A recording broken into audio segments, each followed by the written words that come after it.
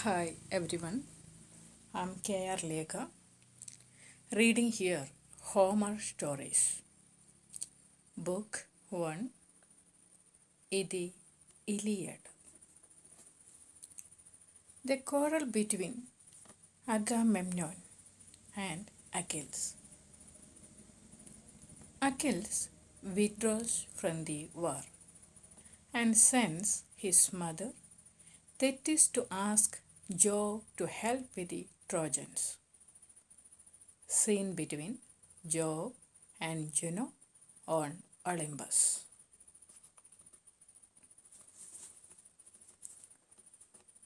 Sing, O goddess, in the anger of Achilles, son of Peleus, that brought countless ills upon the Achaeans.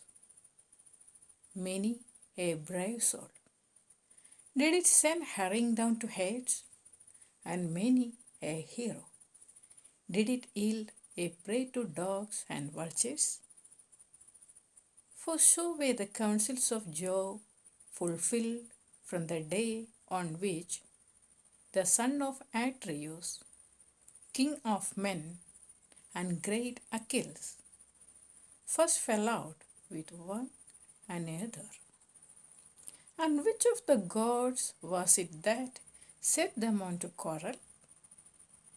It was the son of Jove and Leto. For he was angry with the king and sent a pestilence upon the host to plague the people.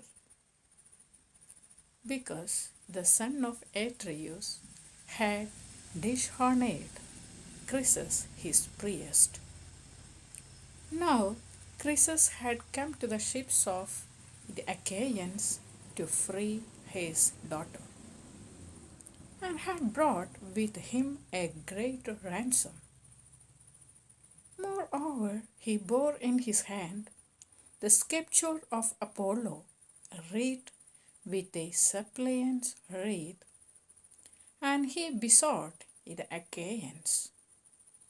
But most of all, the two sons of Atreus, who were their chiefs. Sons of Atreus, he cried, and all other Achaeans, may the gods who dwell in Olympus grant you to sack the city of Priam and to reach your homes in safety. But free my daughter and accept a ransom for her in reverence to Apollo, son of Jove. On this, the rest of the Achaeans, with one voice, were for respecting the priest and taking the ransom that he offered. But not so Agamemnon, who spoke fiercely to him and sent him roughly away. Old man, said he, let me not find you tarrying about our ships, nor yet coming hereafter. Your sceptre of the god and your wreath shall profit you nothing. I will not free her. She shall grow old in my house at Argos, far from her own home, busying herself with her loom and visiting my couch. So go, and do not provoke me, or it shall be the worse for you. The old man feared him and obeyed. Not a word he spoke, but went by the shore of the sounding sea and prayed about to King Apollo, whom lovely Leto had borne.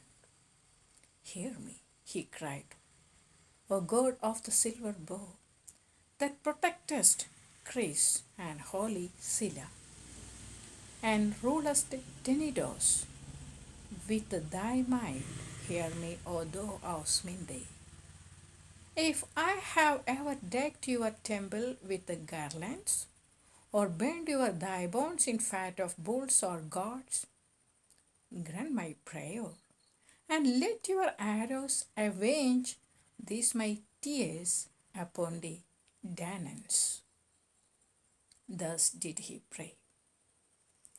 And Apollo heard his prayer. He came down furious from the summits of Olympus, with his bow and his quiver upon his shoulder, and the arrows rattled on his back with a rage that trembled within him. He sat himself down away from the ships with a face as dark as night, and his silver bow rang death as he shot his arrow in the midst of them. First he smote their mules and their horns, but presently he aimed his shaft at the people themselves. And all day long the pyres of the dead were burning. For 9 whole days he shot his arrows among the people. But upon the 10th day Achilles called them in assembly, moved thereto by Juno, who saw the Achaeans in their death through and had compassion upon them. Then, when they were got together, he rose and spoke among them. Son of Atreus, said he, I deem that we should now turn roving home if we would escape destruction. For we are being cut down by war and pestilence at once. Let us ask some priest or prophet or some other reader of dreams who can tell us why Phoebus Apollo is so angry, and say whether it is for some vow that we have broken, or hecatomb that we have not offered, and whether he will accept the savour of lambs and gods without blemish, so as to take away the plague from us. With these words he sat down, and Calchas, son of Thestor, wisest of augurs, who knew things past, present, and to come, rose to speak. He it was who had gathered the Achaeans with their fleet to Ilias. Through the prophesying with which Phoebus Apollo had inspired him, with all sincerity and goodwill, he addressed them thus. Achilles, Lord of heaven, you bid me tell you about the anger of King Apollo. I will therefore do so, but consider first and sure that you will stand by me heartily in word and deed. For I know that I shall offend one who rules the Argives with might, to whom all the Achaeans are in subjection. A plain man cannot stand against the anger of a king, who, if he swallow his displeasure now, will it nurse revenge till he has wreaked it. Consider, therefore, whether or no you will protect me. And Achilles answered, Fear not, but speak as it is borne in upon you from heaven, for by Apollo, Calchas, to whom you pray, and whose oracles you reveal to us, not a Danaan at our ships shall lay his hand upon you, while I yet live to look upon the face of the earth. No, nor do you name Agamemnon himself, who is by far the foremost of the Achaeans. Thereon the seer spoke boldly. The god, he said, is angry neither about war nor hecatomb, but for his priest's sake, whom Agamemnon has dishonored, in that he would not free his daughter nor take a ransom for her. Therefore has he sent these evils upon us, and will yet send others. He will not deliver the Danaans from his pestilence, till Agamemnon has restored the girl without fee or ransom to her father, and has sent a holy hecatomb to Chris. Thus we may perhaps appease him. With these words he sat down, and Agamemnon arose in anger. His head was black with rage, and his eyes flashed fire as he scowled on Calchas and said, Seer of evil, you never yet professed smooth things concerning me, but have ever loved to foretell that which was evil. You have brought me neither comfort nor performance, and now you come seeing among Danaans, and saying that Apollo has plagued us because I would not take a ransom for this girl, the daughter of Croesus.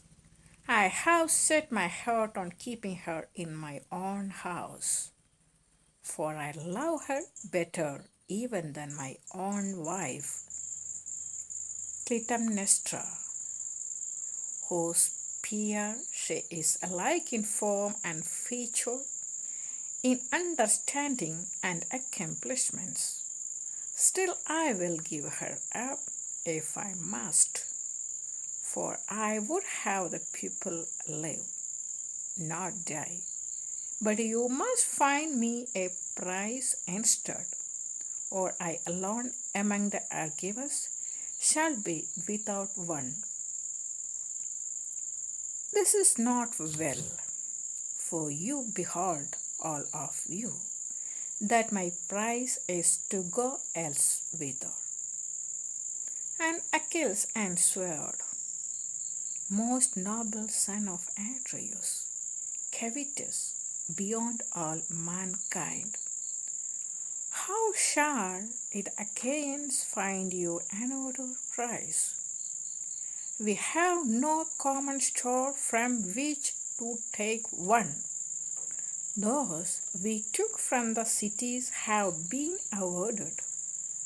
We cannot disallow the awards that have been made already. Give this girl, therefore, to the god, and if ever Jove grants us to sack the city of Troy, we will requite you 3 and 4-fold. Then Agamemnon said, Achilles, valiant though you be, you shall not thus outwit me, you shall not overreach, and you shall not persuade me.